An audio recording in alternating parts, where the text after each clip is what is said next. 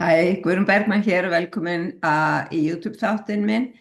Ég er eins og venjulega þá bið ég fólk eða kannski ekki alltaf en oft, að smetla á like eða subscribe ef að þið líkar efnið til þess að það dreifist til fleiri aðila. Ég er með stefnu að ná ákveðnum fjölda áskrifenda á þáttinn á þessu ári og ég væri rosalega glöð ef ég kemist upp í 500 fyrir páska. Þannig að allt sem að þið gerir hjálpar til og það hjálpar líka til þess að deila því efni sem að ég er að fjalla í þáttunum hjá mér. Þannig að, ég lít svo á að það sé mannbætandi, þannig að ég vonast til að þú hjálpir til við það. En í dag er hún gestur minn, hún Lilja Oddsdóttir, hún hefur verið áður, hún er ilmolíufræðingur og hún hefur skrifað fjölda bóka kjarnaoljur og hvernig á að nota þær. Og ein þeirra er nýkomin út. Til hamingju með nýju bókina, Lilja, og velkomin í þáttinn. Takk fyrir Guðrún og takk fyrir að gera heiminn að betri stað. Það er gott að hafa fólk eins og þig á jörðinni. Takk fyrir. Við erum allar með hlutverk í þessu og þannig að það bara, við stöndum okkur vel í því, held ég. Hér mitt. En nýja bók var að koma út bara núna helgina, var það ekki? Jú, hún kom út það var svona útgáfu partí. Já. Það er þetta mjög gaman að hún fór, loka útgáfan af henni kom til mín daginn sem að pláneturnar röðuðu sér allar upp á. Já, 25. janúar, já. Þannig að ég var bara, Guður er alltaf að senda mér eitthvað falleg skilaboð og svo fattaði ég það líka þegar hún var að fara í prentun og hún var 44 blaðsíður. Ég hefði ekki hélt hún var eitthvað 40. Já. Og 44 og 44 og 144 hafa verið mjög mikla svona uppáhaldstölur hjá mig núna einhvern veginn. Síðasta ár, ég hef haldið upp á alls konar og mér finnst alltaf Guð vera að blikka mig þegar ég fæ svona.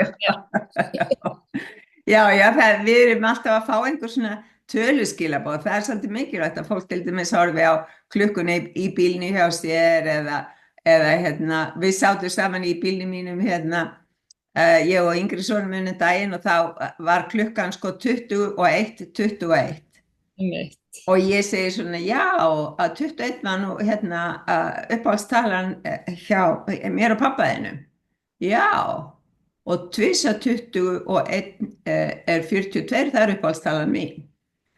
Þannig við sátum þannig og horfum á sömu tölurnar og sáum alltaf tómismjöndi hluti út úr því. En tölurnar geta verið að segja okkur svo margt og það er náttúrulega í gærkvöldi held ég eða gærmorgun þá var það 11:11, þú veist, það er alls konar svona sem kemur. Þannig að það er, alheimurinn er að láta okkur vita að það er eitthvað í samræmi í gangi. En bókin þín, hún er mjög stór og glæsileg og þú ert með fullt af litmyndum í henni. Já, akkurat. Þetta er mitt mjög falleg mynd forsíðan og baksíðan sem ég tók í Nauthólsvíkinu þegar Kristall regnboginn var Dásamleg. Já, og svo manneskjan og þær verið að gera regndropa meðferð. Hún heitir regndropatækni. Já.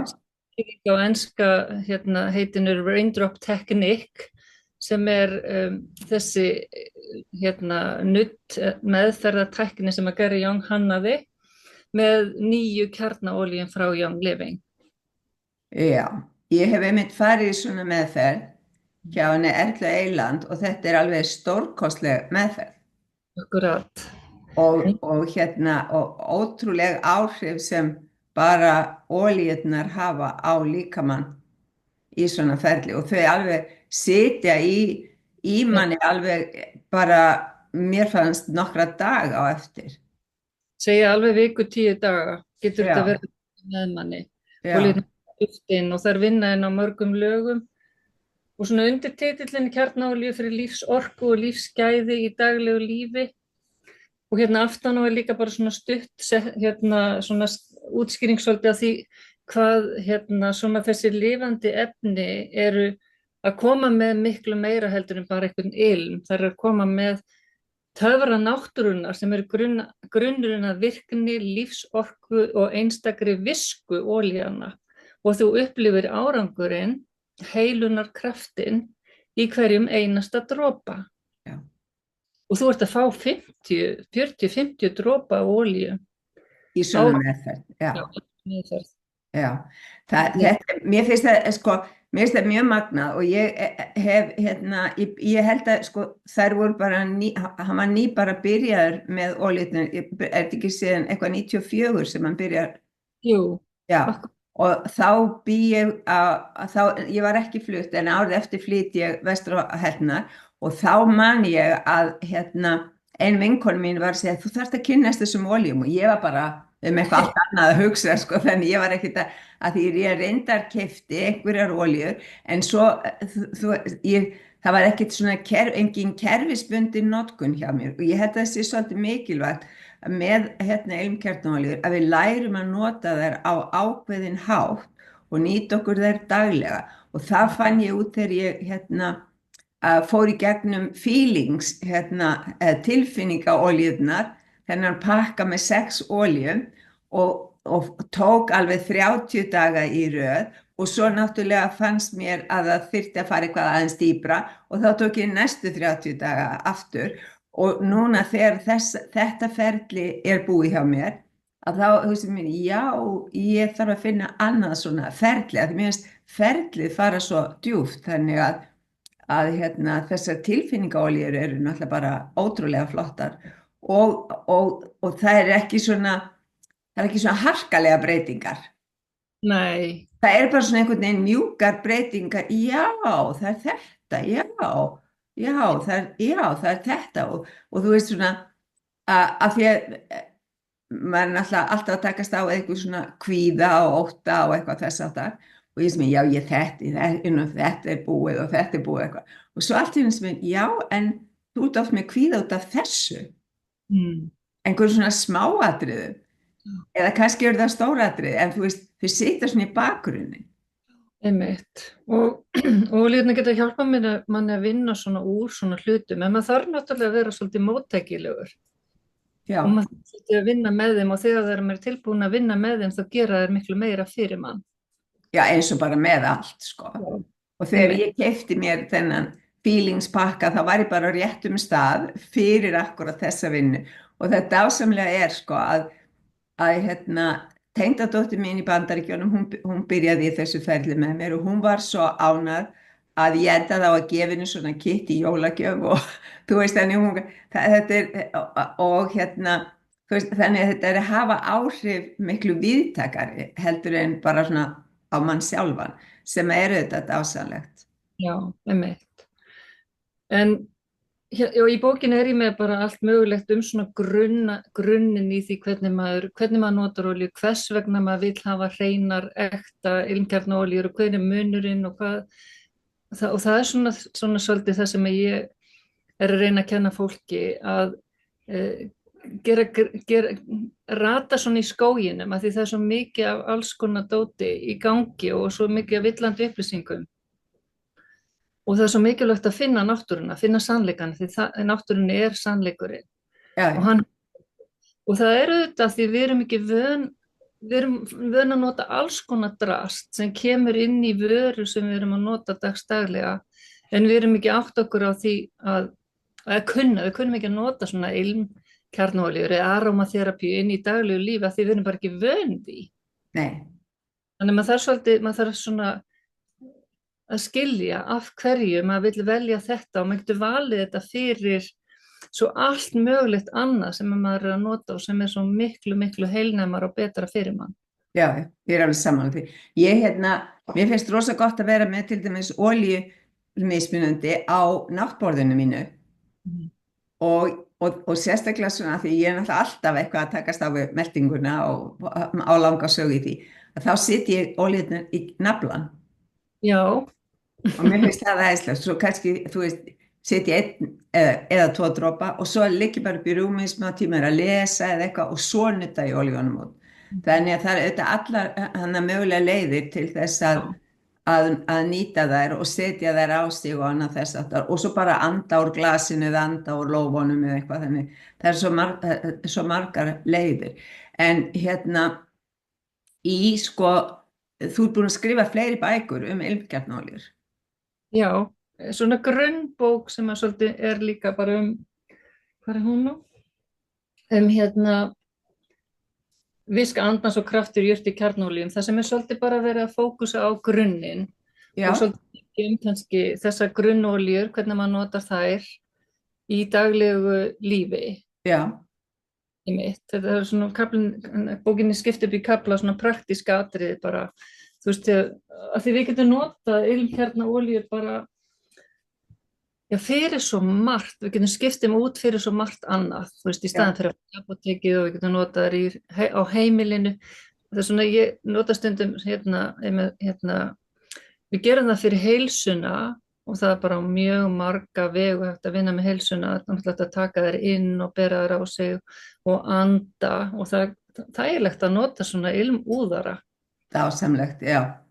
Því að þær fara þá í andrúmslofti og þær breyta raunverulega andrúmsloftinu úr því að vera kannski negatíft hlaðið í því að vera plús, að vera jákvætt fyrir mann. Fyrir utan það að þær geta haft áhrif á okkur, hvernig okkur líður, eins og segir, til að minnka kvíða, streitu, gleðja okkur aðeins upp, svona lyfta andanum, lífið er náttúrulega svo ótrúlega krefjandi, þannig gott að hafa eitthvað svona sem hjálpa manni og bara styrkja kjarnan okkar, styrkja okkur innanfrá. Já. Innöndunin, já, svo getum við borðað þær og þessi námskeið sem ég er með, þar er ég bara svolítið að kenna fólki og leyfa því að upplifa hvernig það er að vera að nota svona hrein efni úr náttúrunum. Maður getur gert heilsuna betri, maður getur gert heimilið heilsusamlegra og leið erum við líka að gera heiminn betri. Taka út þetta sem að við taka út eiturefnin og annað þess aftur. Það er kannski meiri fókus á það einmitt núna út af því að fólk er svo bara veikt. Já, einmitt. Og það er náttúrulega út af alls konar eiturefnum í mat, það er eiturefni í landbúnaði, það er eiturefni í jarðveginu sem að jurtirnar vaksa í, það er eiturefni sem er úðað á plönturnar áður en að það er uppskerað þegar það er hveitið og svona, þannig að við erum í dálítið mikið eiturefnafylltum heimi. Það er alveg ótrúlegt. Það er ótrúlegt að þetta skuli hafa verið leyft og þetta skuli bara leyft að endalaust, sko, já, það er bara svo mikil mengun í svo mörgu og fólk er alls ekki að gera sig grein fyrir því. Þú veist, þú ert að taka mörg, bara, já, eins og þú nefnir, í gegnum fæðið, í gegnum græna uppþvottalögin, í gegnum bláa munnskólið, þetta er svona þessi svona æpandi liti sem maður sér inn á næstu því hverju einasta heimili. Já. Fyrir utan svo bara öll kremi sem við notum, já, hreingerningarvörurnar, þetta er endalaust og þetta hormónaraskandi, taugatruflandi, krabbameinsvaldandi og þú veist og fólk heyrir þetta, nei, þú veist það bara skilur ekki eða tengir ekki hvað við erum í ótrúlega slæmum málum, við erum í mjög vondum málum, búið að rústa meltingaveginum hjá bara eiginlega næstum því flestum. Flestir að borða það sem er í búðunum og það er bara ekki góð matur. Mér finnst alltaf svo dásanlega sko það skuli vera ein hilla eða einn rekki með heilsuvörum og ég segi það bara eins og svo margir hvað er þá í öllum hinum? Já, sem betur fyrir þetta svona núna bara að heyrast þessi rödd. Já. Hvað er þá í öllu hinu? Það er svolítið góð spurning, mér fannst alltaf sko að því að það eru mjög margir sem kaupa Pringles og gefa börnunum sínum svona snakk sko, já, við skulum ekki láta líði yfir okkur þrátt fyrir það, en ef fólk ger sig grein fyrir sko úr hverju það er gert, það stendur kartöfluflögur en þetta er náttúrulega bara mjöl úr kartöflum pluss alls konar önnur aukaefni og það þarf ekki annað en að lesa innihaldslista pluss litarefni sem eru stórhættuleg fyrir skal ég segja ykkur heilsuna og hafa verið leyfð í matvælaframleiðslu sem er náttúrulega bara alveg sér pakki út af fyrir sig sko. Þannig að það er margt til að varast og eiginlega svona, mér finnst gott að hugsa til þess að framtíðin feli kannski í sér meiri tenging við náttúruna og Já, að við erum að rækta meira bara, þú veist, grænmeti heima hjá okkur eða í pottunum á svölunum eða eitthvað þess að það. Og við verðum bara meðvitaður um hvað við erum að borða og hvaða áhrif það hefur á heilsuna. Því það er alltaf að segja sér sjálft að það sem við setjum inn hérna, það fer í gegnum allt kerfið. já, Það hefur ná- áhrif á allt kerfið, sko. nákvæmlega og maður er svolítið maður er svolítið maður er svolítið vanmáttugur og ég er svolítið komin út úr, sko, ég finnst ég vera bara pínlítið ótengd líka þessu fólki sem hefur verið á og svo hefur ekki, að því maður er búin að borða lífarænt í svo marga áratugi og ekki verið að velja þetta, sko. Já, Hérna, já, ég vil reyna að draga fólk svolítið meira inn í minn heim, inn í minn lífræna heim. já. Ég hjálpa því að fá svona. En þú ert búin að vera að halda námskeið líka, ertu ekki með námskeið eitthvað á næstunni þar sem átt að kenna fólki hvernig á að nota olíu? Jú, það verður námskeið núna 20. febrúar, verður næsta námskeið, þetta er á 5. degi og það verður svona smá matur með, Já, meiri matinn, þetta námskeið heitir Líf eflir líf, já, þessi apóteki svona í daglegu lífi og þá er ég að tala svolítið og lega fólki að prófa þessar 10 eða 12 olíu sem eru í svona byrjandapakkanum frá Young Living. já, Og tala um þetta sem við erum búin að vera að tala um. já, já, já, Hvers konar valkostur er Young Living? Af því mér finnst mikilvægt að maður líka skoði það hvar erum við að kaupa vörurnar okkar. Og þetta er reynda sendt heim til manns, hérna, þú færð þetta sendt heim sem er ótrúlega þægilegt. En af því það er búið að vera að tala svo mikið um hérna, flutningar séu svo hérna spillandi inn í raun og veru þegar maður skoðar þetta. Þá eru allar vörur fluttar til Íslands. Það eru fluttar til og frá, þetta sem þú kaupir í búðunum og búið að pakka sér inn í bretti og plast og drasl. já, Það kemur til þín, þannig að þú ert yfirleitt að kaupa einhverju vörur, þú er bara að velja hvar þú kaupir þær og hvað gildi það hefur. já, ég gildi að vörugæðin, segi ég, þau skipta rosalega miklu máli og það að við séum meðvituð sko, líka pakningar og annað þess að þar og hérna og svo hvað við gerum við pakningarnar eftir og ég vil náttúrulega segja út af fyrir sig að búandi ein að þá er ég stundu bara sjokkur yfir til dæmis plastinu og pappirinu sem kemur frá mér bara einni mannesku. Akkurat. Þannig að hérna, það er rosa mikil plastnotkun í öll og það var ég var með viðtali við hana hérna, Þóru sem að rekur Urta Íslandika og matvöruverslunina Nándina daginn og hún sko hennar stefna er að finna plastlaust plast eða þú veist það er svona umbúðir sem ekki leka plast út í matinn og það til dæmis náttúrulega, þú veist, ég er búin að vita þetta í fjölda ára en maður kaupir ennþá ost sem er pakkaður í plast þó að fitan í ostinum drægi til sín efni úr plastinu, það er bara að vita. Svo að hérna, við erum svolítið föst í þessu hjólfari. Já, og það tekur tíma fyrir fyrirtæki að breyta umbúðum, það mun taka tíma. Það kemur. Þetta er alltaf færast inn á og bara hérna, svona kaupa beint frá bónda og fá vörurnar á innpakkaðar og allt þetta. Já, sem er dásalegt. Ef að fólk hefur áhuga á að koma á námskeiðu 20. febrúar og fá máltíð í leiðinni, ertu með þetta í sal eða ertu með þetta? Ég er með þetta heima. Já, ok. Þetta er bara mjög takmarkað fjöldi, lítill hópur. Já, hvar skráir fólk sig að það vil koma á námskeið þér? Bara inn á Facebook hjá mér. Það er opinn hópur sem heitir Aróma skóli fyrir heilsu og lífsgæði. Já. Svo er það bara á veggnum mínum, Lilja Oddsdóttir. Já, sem er æðislegt. En ef að fólk vil kaupa bókina þína, það er alveg... Hún er komin í Pennan í Kringlunni. Já. Verður í Pennanum í Smáralind og Pennanum í Austurstræti. Já. Og líka hægt að kaupa hana hjá mér. Já, og þá er það bara í gegnum síðuna. Já, bara í gegnum mig, gegnum Facebook og hérna, og betra líf. Já. Erum við betra lífi líka? Já, ég vonandi taka þær hann inn, ég er ekki búin að tala við þær, já. Ég hef ekki trú að þeir en að þau gerir það. En þetta er bara, að ég minnst það svo dásamlega framþróun. Já. Þú veist, hvað er að gerast, já. En þetta er svona, uh, já, það tekur svo langan tíma Já. að hamra á og koma inn nýrri vitund hjá fólki.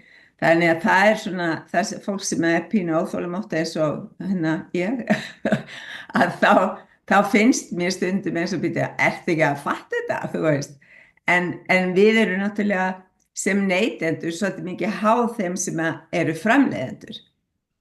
Já, já, algjörlega. Og það er í rauninni sorglegt hér á landi hvað eru fáir sem stunda lífrænan landbúnað. Já, það er náttúrulega bara alveg svakalegt, en það hefur engin stuðningu verið við lífrænan landbúnað.